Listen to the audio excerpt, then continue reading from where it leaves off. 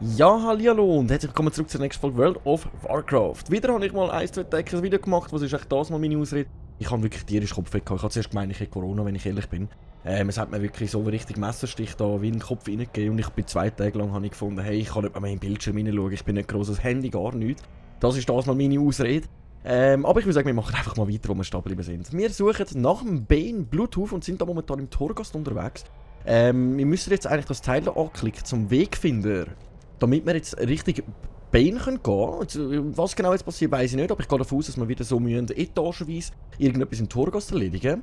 Und verwenden den abgestimmten Splitter mit dem Wegfinder. Let's go! Ich drücke jetzt einfach mal drauf, dann schauen wir mal, ob das funktioniert. Und dann würde ich sagen, Torghast, durch den Verdammten. Los geht's! Los geht's! So, dann machen wir da weiter. Was muss ich jetzt machen? Wieder genau das Gleiche. He? Wir haben Ebene 1, wir sind hier auf mehreren Ebenen, wie es aussieht. Wir haben da wieder so Animazellen, die wir auswählen können. Ziele sterben, während sie von ihrer Fähigkeit wilder Geist betroffen sind, verursacht eine Explosion an ihrer Position. Die Gegner in der Nähe 600 Naturschaden zufügt. Das wäre ja eigentlich das da nicht. Wilde Geister. Womit wilde Geister ist? Wenn sie mit dem beleidigt sind und dann sterben sie, dann machen sie nochmal zusätzlich 635 Schaden an einer Explosion, was natürlich auch ziemlich nice ist. Oder man mal des Jägers erhöht den aus sämtlichen Quellen erlittenen Schaden des Ziels nun um 15%. Mal des Jägers. Wenn ich dann das aktiviere, dann haben wir 15% mehr Schaden auf die Liste.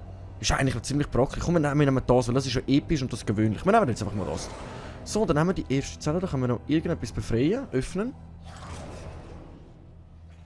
Okay, was jetzt mit dem? Ein Funken Hoffnung! Okay. Nice, okay.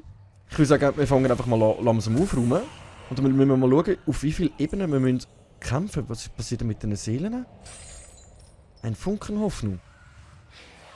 Okay, das deckt sich irgendetwas. Segen des Seelenrückstands. Stärke und Beweglichkeit und Intelligenz um 10% erhöht. Das heisst, pro Seele, die ich hier einsammle, komme ich da nochmal einen Stack mehr über. Sehe ich das jetzt richtig? Wir müssen nachher beim nächsten Mal, wenn ich nochmal eine Seele befreie, schauen, ob das wirklich so den Tatsachen entspricht. Aber ich würde sagen, wir sollten mal langsam anfangen aufräumen, sonst kommen wir da nie vorwärts. Aber jetzt schauen wir, dass wir da schnell die Animazellen verwischen. Beim Verursachen von Orkanschaden besteht eine Chance, ein Elite-Ziel in einem leblosen Haushaltsgegenstand zu verwandeln und auf der Stelle zu töten. Ungewöhnlich, verringert die Ablenkzeit vom wilden Geist um 15 Sekunden. Ich muss ganz ehrlich sagen, durch dass wir das andere aufgenommen haben für den wilden Geist, lohnt sich fast mehr, wenn wir den wilden Geist dann mehr einsetzen können. So. Jetzt wäre es ja mal praktisch, das auszuprobieren. So. Und wenn wir jetzt dort töten, genau, dann sollte das eine massive Explosion geben. Was wirklich guten Schaden macht. Ja, moin, moin, moin. Das hat ja wirklich gerade alle niedergemetzelt. Ja, nice. Habe ich da irgendeine Seele übersehen? Oder irgendetwas? Nicht wirklich, hä? Okay, weiter geht's.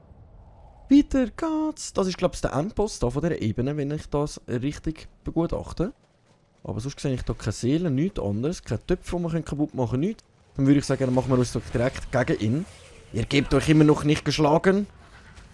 Nun denn, die Aasfresser werden sich an eure Existenz laben. Okay. Ich muss da zuerst die Kleinen kaputt machen. Sally, Falkendrache, Hilfe. Machen wir halt so.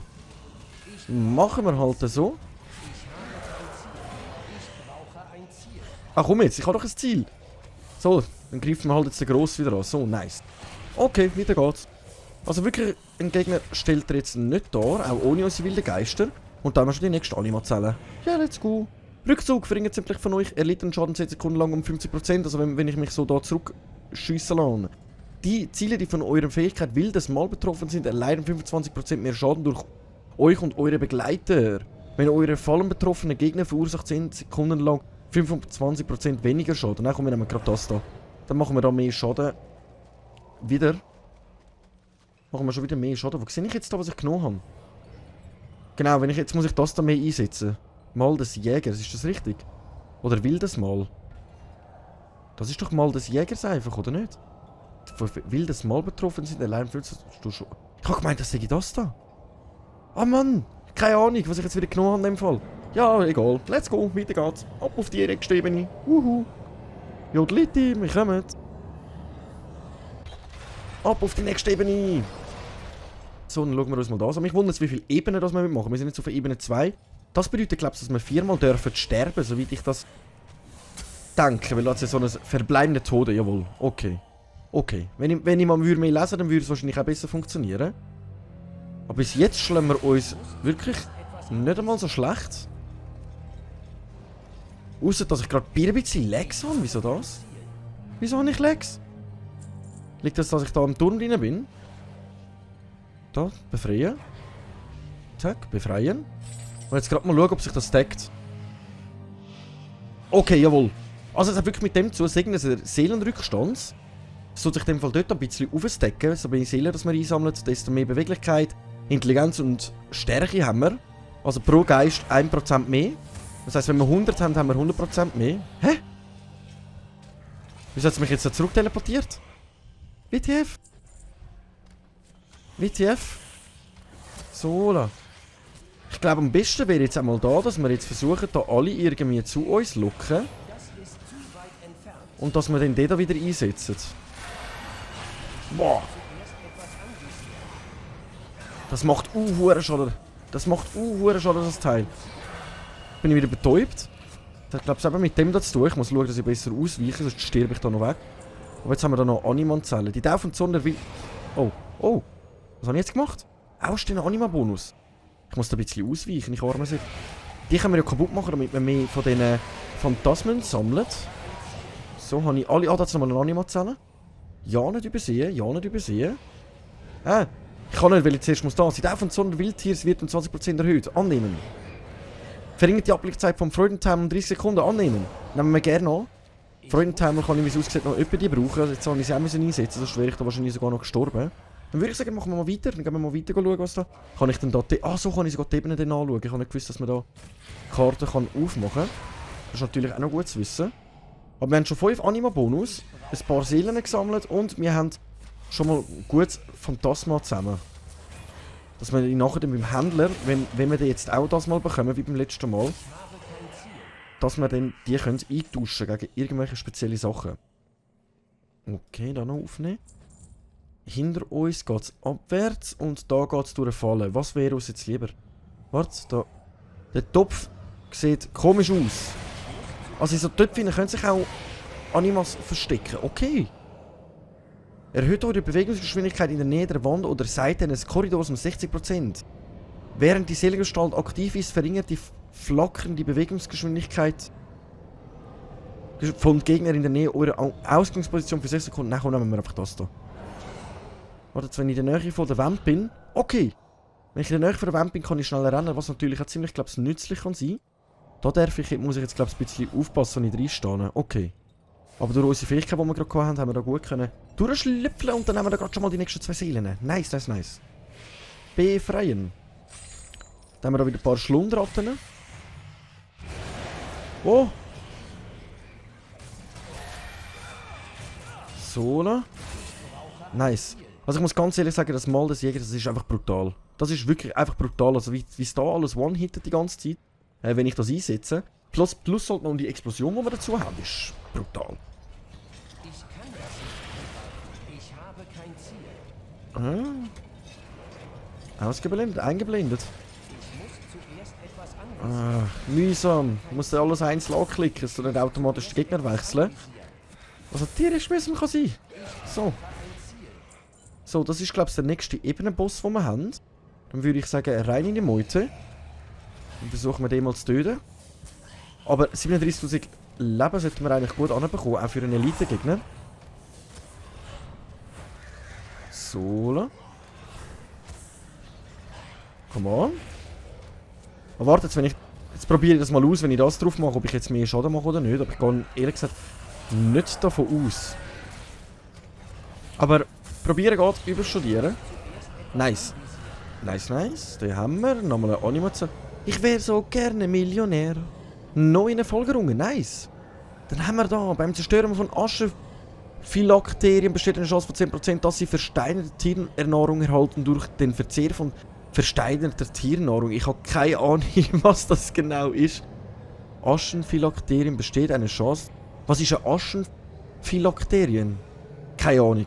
Das Auslegen einer Fall erhöht oder verursachten Schaden sowie den eurer Begleiter um 25%. Gewährt ein Talent Bahnbrecher. Komm, wir nehmen einfach das. Wir nehmen einfach mal das da. Ich bin ehrlich gesagt ein bisschen planlos und bis jetzt schlagen wir uns ja gut durch, dann... Ja, rein in die Meute. Rein in die Meute. Ebene 3. Also wir haben es schon mal auf Ebene 3 geschafft. Das ist ziemlich nice. Da haben wir wieder so... Da haben wir viele Käfige, hä? Okay, dann versuchen wir da gerade mal alle zu befreien. Da vorne ist, glaub's, Wecken, der Händler. Okay. Aber jetzt befreien wir zuerst mal alle die Gespenstli. Die geben uns ja natürlich einen zusätzlichen Bonus, was ziemlich nice ist. Und den würde ich ja gerne mitnehmen. Ich meine, bis jetzt haben wir schon 7%. Mit dem haben wir jetzt 8% erhöhte Beweglichkeit, was unseren Schaden aufmacht, unsere Geschwindigkeit, unseren Schaden von den Begleiter. Also ziemlich nützlich. Da hinten ist irgendjemand ganz... wer ist das? Hallo? Kann ich den nicht angreifen oder befreien?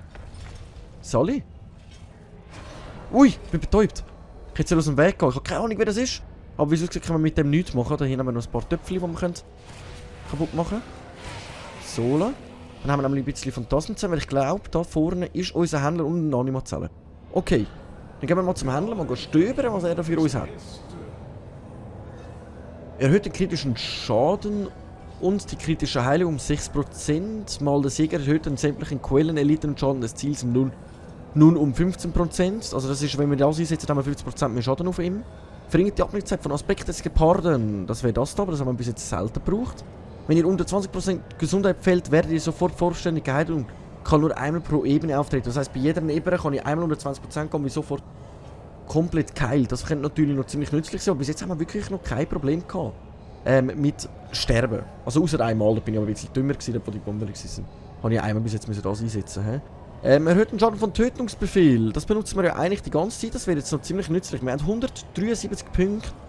Und das wäre geplünderte Animazelle. Also mit der würden wir, glaube ich, mal eine Animazelle bekommen. Deckt eine geplünderte Animazelle auf, sodass ihr eure Verbündeten einen zusätzlichen Bonus auswählen könnt. Jetzt ist auch die Frage, wollte ich das da oder das da nicht? Ich würde mich jetzt zwischen diesen zwei entscheiden, weil erhöht die Anzahl von verfügbaren Toten für eure Gruppe im Torgas. Das heisst, ihr könnt mehr sterben.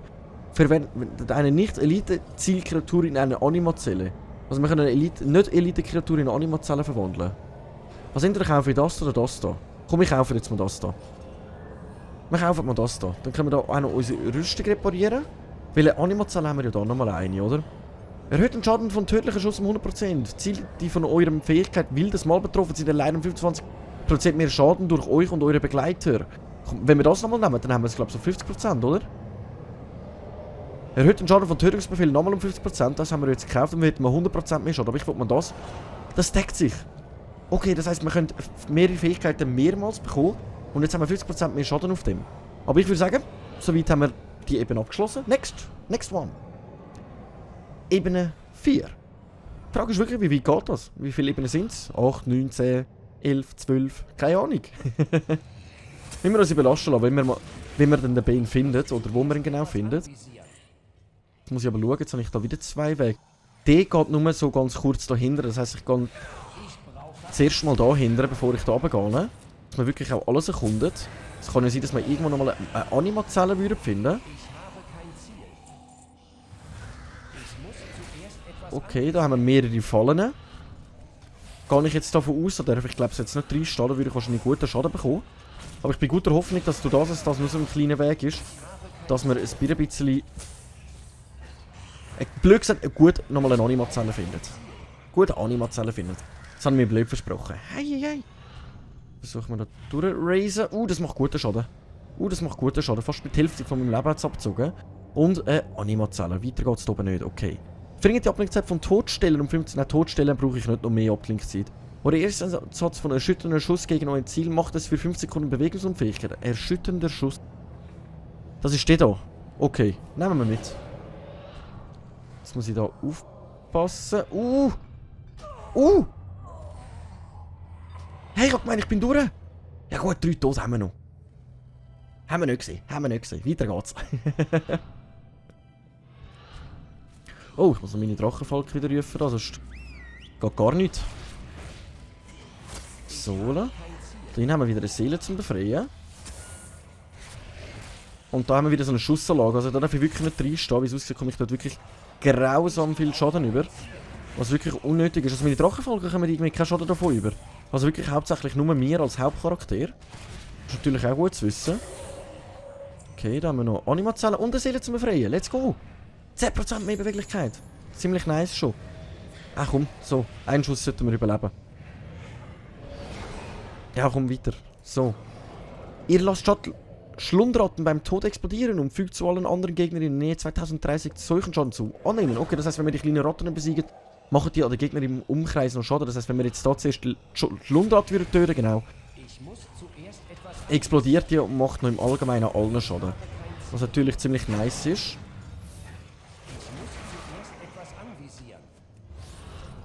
So, mit dem sollte man nämlich mehr Schaden machen. Und schon wieder Animazellen. Also Animazellen kommt man wirklich viel über. Das hatte ich nicht erwartet, dass wir so viele Animazellen bekommen. Jetzt muss ich aber aufpassen wegen dieser Axt da. Wenn ihr unter 20%... Ah, das ist, wenn wir unter 20% fallen, auf einmal pro Ebene, tut es direkt wieder komplett auffüllen. Ziemlich nice, ziemlich nice. So. Kann ich die Seele da befreien? Nein, sie verschwindet. Oh Mann, schade. Wieso ist es mit Spaß gewesen? Aber vorne haben wir wieder die Seele zu befreien. Let's go. Let's go. So. Schlunkengebundenen Säucher töten zuerst. Voilà. Dann können wir dann nämlich gemütlich die Seele befreien. Jetzt sind wir mal auf Ebene 4. Mich wundert es wirklich, wie viele Ebenen das sind. Am besten ist eigentlich einfach mal aufräumen. He? Da haben wir irgendeinen Hebel zum Umlegen. Sehe ich da? Oh, da schießt wieder das Teil auf uns. Da müssen wir auch wieder aufpassen, dass wir noch nicht unbedingt reinstehen. Okay. So, da. Wenn wir das schnell aufnehmen, dann können wir noch die Seele befreien. Wir sind da noch bis jetzt gut dran, ne? Okay, dann versuchen wir mal da übergehen. Was ist das da? Hey! Was passiert jetzt? Ah, ist das der Hebel zum die Ein- und Abschalten? Ah ja, voll! Das ist ein Hebel zum die wieder abschalten, dass wir da in Ruhe etwas machen. Und zwar haben wir da Kisteli. Aber jetzt ist die Frage, was muss ich jetzt machen? Muss ich da bestimmte Hebel umlegen, um die Kette zu lösen? Okay, wir haben sie... Hä? Also ich habe einfach irgendetwas wild umgedrückt und wie es aussieht, haben wir Kisteli befreit und daraus kommt eine Animazelle. Ja, nice. Eine Kugel entsteht in der Nähe, wenn ihr zum ersten Mal einen seltenen oder Elite-Kreatur angreift. Wenn ihr sie berührt, werdet ihr um 25% oder maximal in Gesundheit geheilt. Verringert die Abblitze... Komm, nehmen wir gerade das. Nehmen wir gerade das. Also wenn wir irgendwelche Elite-Gegner anvisieren, tauchen irgendwelche Kugeln auf. Wenn wir die aufnehmen, können wir uns auf 25% unserer Gesundheit heilen, wenn wir die berühren oder reinlaufen. Kann ich das nicht befreien? Nein, okay.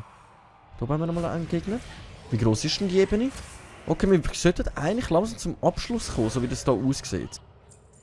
Aber das verstehe ich nicht. Das haben wir doch gar nicht durch können, oder schon? Habe ich da etwas übersehen?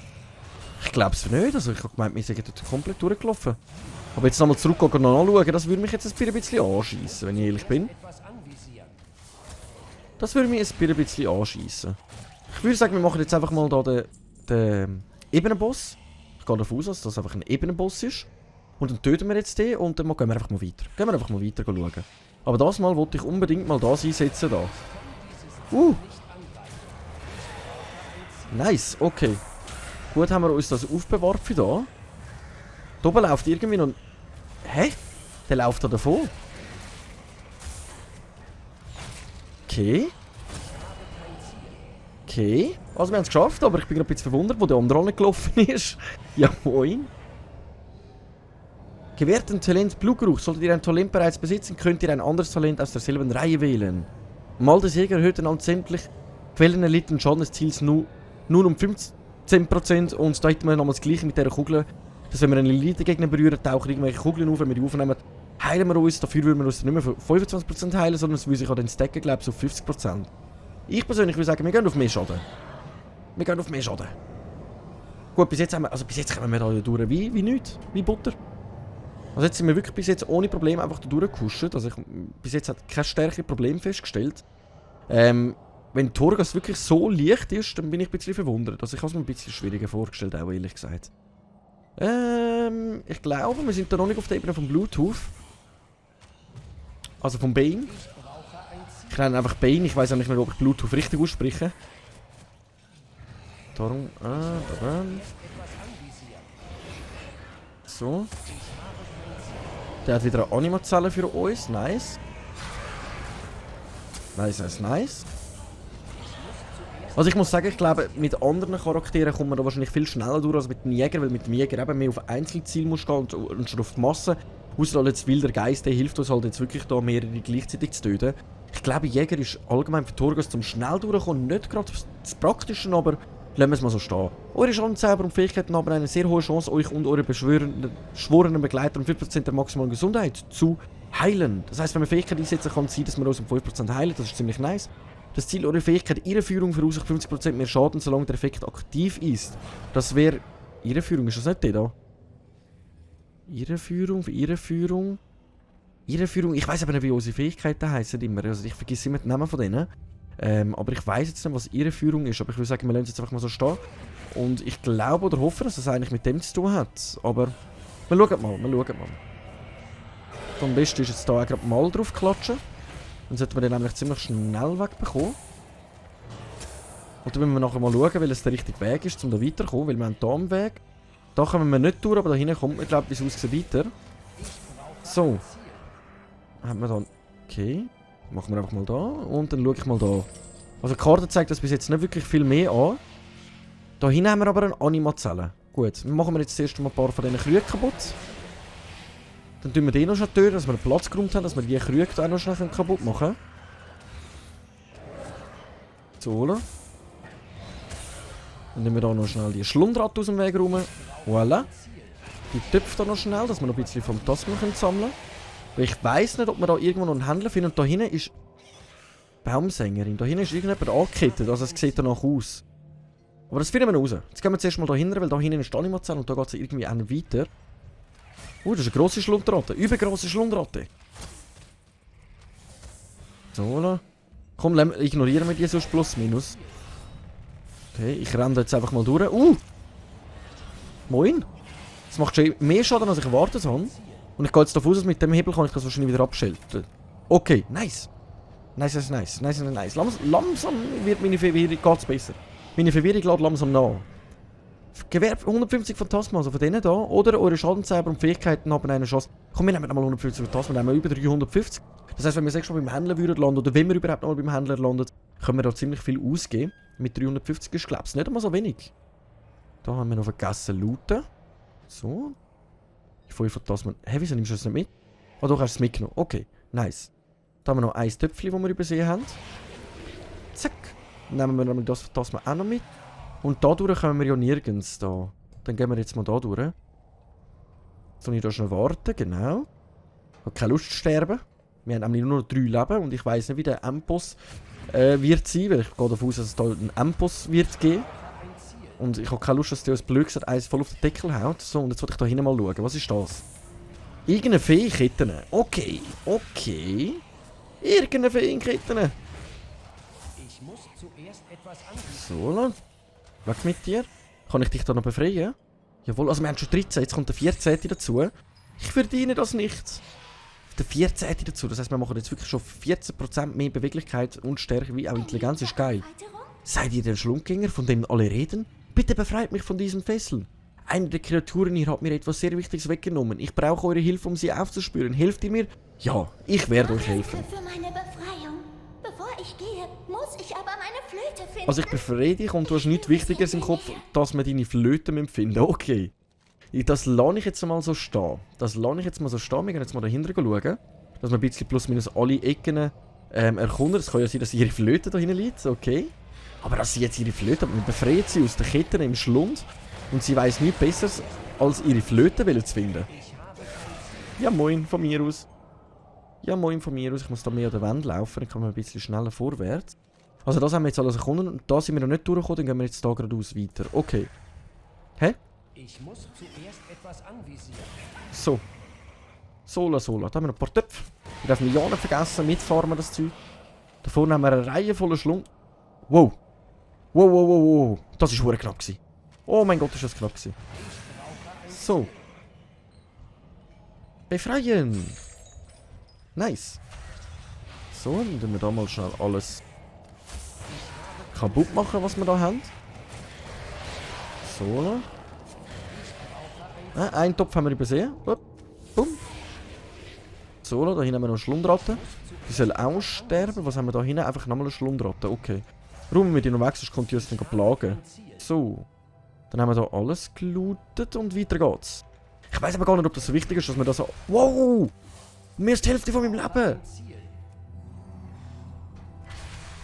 Hä? Wollt ihr mich gerade veräppeln? Okay, der ist durch. Der ist durch. So. Hat doch gut geklappt. Das war jetzt das Problem gewesen. Okay. Die Seele können wir nicht befreien. Nein, okay. Und wir werden da direkt wieder angegriffen. So, jetzt habe ich gerade gesehen, die Fähigkeiten ja schon so als 5% heilen. Das passiert jetzt momentan die ganze Zeit immer wieder mal ein bisschen. Was natürlich ziemlich nice ist, da können wir uns die ganze Zeit gegen heilen. Zu dem Schaden, den wir bekommen. So. Aber ich wollte jetzt nicht unbedingt an Schlundratten sterben, oder schauen wir jetzt, dass wir das irgendwie gut überstehen. So. Gut, 7000 Leben haben wir wieder. Jetzt schauen wir, dass Freudenthemel sich ein bisschen auffüllt. Ist das Indris Flöte? Da vorne ist ihre Flöte, die sie gesucht hat. Ja, nice. Dann schauen wir doch, dass wir das irgendwie schnell den Gegner da besiegen. Wie es aussieht, geht es auch noch eine Ebene weiter. Das heisst, wir sind noch nicht am Ende, oder Endebene. Ich wundere jetzt wirklich, wie weit das geht. Hallo? So. Da haben wir ihre Flöte und jetzt müssten wir den besiegen. Das heisst, ich tue jetzt sicher mal zuerst das Mal da drauf. Dann tun wir das da aktivieren. Und dann diese hier. So. Kann ich dich erschüttern? Jawohl. Okay. So. Also bis jetzt, den räumen wir ja weg. Wie sondern mehr? Das war schon kein Gegner mehr für uns. Ja moin. Was haben wir da? Oh, das Ziel oder Fähigkeit der Irreführung verursacht 50% mehr Schaden, solange der Effekt aktiv ist. Verringert die Abblickzeit von Rückzug brauchen wir eigentlich nie. Verringert die Abblickzeit von Todstellen brauchen wir eigentlich auch nie. Dann nehmen wir mal das da. So, und das ist glaube ich so eine Blase, die wir aufnehmen können, dass wir mehr Leben wieder zusätzlich bekommen. Dann würde ich sagen, drücken wir da mal auf Einsammeln. Wir haben deine Flöte gefunden. Wunderbar, meine Flöte. Bitte, bitte. Ich bringe mich in Sicherheit.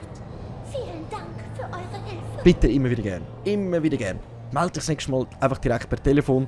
Da ist deine Flöte und dafür kommen wir jetzt eine Animazelle von ihr rüber. Das ist natürlich ziemlich nice. Die Seelengestalt erhöht eure Bewegungsgeschwindigkeit um zusätzlich 50% und die Abblinkzeit um 30% verringert. Also mit dem würden wir auch die Abblinkzeit verringern, was auch ziemlich nice ist. Weil wenn wir uns in dieser Gestalt befinden, tun wir uns ja auch heilen. Während die Seelengestand aktiv ist, verringert die Flagge... Nein, komm, wir nehmen direkt aus. Wir nehmen direkt aus, das gefällt mir. So, let's go. Ab auf die nächste Ebene. Die Frage ist, wie weit noch? Die Frage ist, wie weit noch? Akrobanhalle, Ebene 6. Aber ich muss sagen, bis jetzt schlagen wir uns wirklich gut. Also wir sind ja einmal gestorben bis jetzt. Und also hauptsächlich auch wegen der Fallen. Aber ich gehe jetzt davon aus, wenn ich da ein bisschen mehr aufpasse... Hallo? Ja moin. Da haben wir wieder einen Händler. Ja, ich würde sagen, wir reparieren zuerst mal alles und dann schauen wir, was du da praktisch für uns hast. Erhöht den kritischen Schaden und die kritische Heilung um 6%. 65 Anima könnten wir uns eigentlich leisten. Erhöht das sämtliche Quellen erlitten Schaden des Ziels nur um 15%, wenn wir nochmal mal des Jägers drauf tun. Also das würden wir ja dann stacken, das haben wir ja schon einmal. Und den erhöhten Schaden vom Tötungsbefehl haben wir ja auch schon einmal. Ich würde sagen, das finde ich cool. Das finde ich cool. Und jetzt haben wir noch 260. Ich würde sagen, wir leisten uns jetzt mal das da, weil ich will das unbedingt mal ausprobieren. Wieso ist mein Beutel so weit oben? Hallo? Jetzt haben wir noch 110. Was können wir uns damit noch leisten? Erhöht die Anzahl der verfügbaren Tode, mit dem würden wir unseren Tod wieder dingseln. Und da können wir Essen über und ziemlich gut, mit 30.000 Gesundheit. Komm, von dem kaufen wir gerade mal ein paar. Wenn wir schon da sind. So, dann haben wir ein gutes Essen noch bei uns. Stellt 10.000 Gesundheit und 250 Mana wieder her. 5 Minuten Abblinkzeit könnte natürlich auch noch nützlich sein. Aber ich würde sagen, wir kaufen uns jetzt mal so einen Trank, weil wir wissen nicht, was noch auf uns wartet. Und dann können wir nämlich direkt einmal das hier trinken. Jetzt haben wir wieder einen Tod mehr. Und jetzt können wir mal das hier drücken und eine Animazelle. Moin, ja nice. Beim Zerstören von asischen Phylakterien besteht eine Chance von 10%. Ich weiss immer noch nicht, was aschene Phylakterien sind. Komm, wir nehmen in dem Fall Radius von Teerfallen. Weil ich einfach keine Ahnung habe, was das andere ist. So, weiter geht's. Ebene 6. Wer bist denn du? Ist das da hinten der Bane? Okay, Ebene 6, wir haben den Bane gefunden. Er versteckt sich da hinten. Und das wird in dem Fall unser Endgegner sein mit 80.000. Aber das sollten wir ja eigentlich gut anbekommen. Mit Mal des Jägers, eigentlich sollten wir den gut können machen. Dann würde ich sagen, wir fangen direkt mit dem Teil da den Kampf an. Dann versuchen wir den zu verwirren. Jetzt ist es schade, dass er da rausgerannt ist. Das ist natürlich ziemlich schade. Das ist wirklich ziemlich schade. Wenn wir den erschütternden Schuss einsetzen, machen wir auch noch mal ein bisschen mehr Schaden. Oh, der Schuss fallen. So, wenn wir, das sind glaube ich die Kugeln jetzt, die muss ich einsammeln, wenn ich Leben hätte. Aber ich mache mir da ehrlich gesagt gerade momentan nicht wirklich viel Sorgen, weil wir räumen den ja vom Feld wie geht nicht mehr. Kann man ehrlich gesagt Torghast auch ein bisschen schwieriger und anders vorgestellt. Aber so ist es eigentlich, es ist noch ganz lustig. Es ist noch ganz lustig, ich glaube, wenn man so mal dann ab und zu nichts zu tun hat, ist das noch witzig zu machen dabei. Aber ich wüsste auch nicht, warum es jetzt wichtig wäre, Torghast zu machen. Das ist die einzige Frage. Was lohnt sich daran, einen Torghast zu machen? Zu Hause geträumt und erwache wieder in dieser Hölle. Bringt das Objekt zu Venari. Wir haben da noch etwas gefunden, wo wir den Venari mitbringen. Die Quest haben wir natürlich an. Und da hinten haben wir den Bane Bluetooth. Wir haben ihn gefunden. Sally. Sally. Retten. Champion, ich habe euch fliehen sehen. Bevor wir erneut gefangen wurden, könnt ihr uns zur Flucht verhelfen. Klar. Irgendwie sollte das schon funktionieren. Irgendwie, wir haben den Prinz Rental befreit, dann schaffen wir auch dich zu befreien. Schön, dich wieder in unserer Reihe zu haben. Ich habe dann deinen Streitkolben noch gefunden. Mal vor kurzem im Schlund rein, wo wir dich gesehen haben, wo du wieder reingezogen worden bist. Was müssen wir jetzt machen? Einfach raus. Kehr zu Bane. Mit Bane zu Hochland Polvar Vordring im Oribos zurück. Okay. Das heisst, wir haben es abgeschlossen. Wir haben den Bane gefunden und befreit. Sally Bane!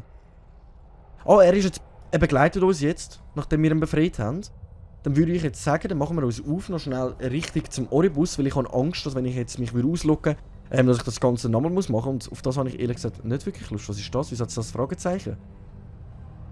Wieso hat es das Fragezeichen? Wie ich sehe, seid ihr aus Torghast zurück. Was haben wir denn da? Ich habe das Fragezeichen. Wieso? Okay. Okay. Ich würde sagen, wir machen uns in dem Fall jetzt mal raus und gehen mit dem Bane zusammen richtig zum Bolvar und tun ihm die wunderschöne Nachricht übermitteln, dass wir den Bane befreit haben. Und dann haben wir ja sogar noch etwas gefunden, wo wir den Venari abgeben können. Aber wie es aussieht, kann ich ihre doch das nicht abgeben. Doch. Das hier ist einer der mächtigen Wachen des Kirchenmeisters bei sich getragen. Und wisst ihr, wozu es gut ist? Quest beenden. Ja, und ich verrate es euch, nachdem ihr euren Freund nach Oribus gebracht habt. Kommt zu mir zurück, sobald er in Sicherheit ist. Lebt wohl. Alles klar. Aber ich wollte noch ganz schnell da meine Dings befreien. Das heisst, wenn wir den Bane zurückgebracht haben, dürfen wir da Quest abgeben. Also wie es aussieht, haben wir da doch noch etwas Kleines zum Erledigen. Was natürlich ziemlich nice ist, aber ich würde sagen, richtig Oribus. Zum den Bane abgeben. Der Portalstein. Hoffentlich kann ich ihn dank eurer Anwesenheit auch benutzen. Ich bin dicht bei euch. Möge die Erdenmutter uns führen. So, let's go. Bane, Erdenmutter, lasst uns führen. Wir schaffen das. Das sollte eigentlich funktionieren. Also ich gehe davon aus. Nice. Es hat funktioniert. Was für ein beeindruckender Ort. Stimmt. Die sind ja noch nie da gewesen im Oribus. Die haben sie direkt im Schlund ganz am Anfang festgenommen. Das heisst, sie wissen gar nicht, wie es da aussieht. Ah. Aha, alles klar. So weit habe ich gar noch nie überlegt, dass die noch gar nicht im Oribus sind. Tarium Vordring, Sally. Wie geht's dem Papi? Geh doch mal mit ihm einen Tee trinken. Könnt ihr mal ein bisschen ausschwätzen. So, der Bolvar wartet da schon gespannt auf uns, dass wir mit ihm zusammen schauen, was sich da mit dem Bane abgespielt hat. Aber ich würde sagen, wie es aussieht, können wir da einen kurzen Cut machen. Ich würde sagen, danke vielmals fürs Einschalten, wenn es euch gefallen hat. Lasst einen Daumen da, ein Abo, einen Kommentar, wenn ihr mir ein paar Tipps gebt zu meiner Verpeiltheit, was jetzt genau noch passieren soll oder was passiert ist. Ich danke vielmals fürs Einschalten, der schwabbelt da auch rum, also wäre richtig besoffen oder erschöpft, eins von beidem. Danke vielmals fürs Einschalten, bis in der nächsten Folge. Ciao.